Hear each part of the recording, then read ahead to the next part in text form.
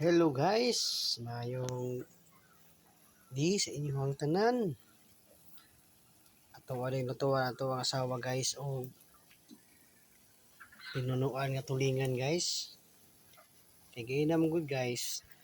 Ano ni ato ang mga giluto nga tulingan nga tinunuan mga kasaloy. Kini karon magsaloy kaya atong asawa magkasaloy. 3 days niyang walking mga kasaloy. Wala na lami ang iyang kaon kasi diet mananggay na magkasaloy. Nangurog sa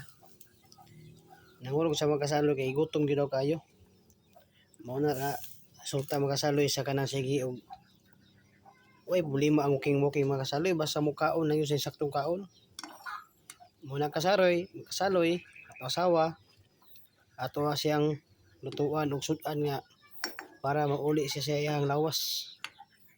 Ako siya pinunuan o gata tulingan ni nga isda magkasaloy na magsaloy yo.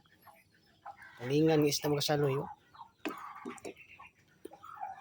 Aron lami yang kaon niya magkasaloy di na siya mangurog. O niyan ta nato kasaloy.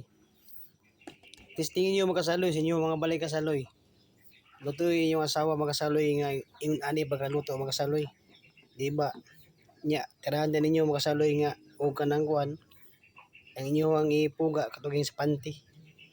I believe na to magkasaloy aron samot na ilahang pagugma sa tuwa. Joke lang magkasaloy. Joke lang to magkasaloy basig inyo ang kuan tinud na. Diyan na sila samot sa tuwa magkasaloy. Kainlab na to mga asawa magkasaloy atong asawa ni kasaloy.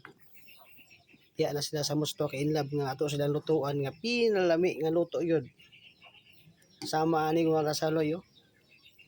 Kini magkasaloy siguro jud kani niya kasaloy. Pagkaon na niya unya. Ulian gyud siya ni. Ulian siya sa kagutom. Ami kay kasaloy no? Oh. Wow. Oh, kasaloy yo. Tulingan nga isda magkasaloy. Ato ang tanaw ng kon magkasaloy ya, ayan timplada magkasaloy.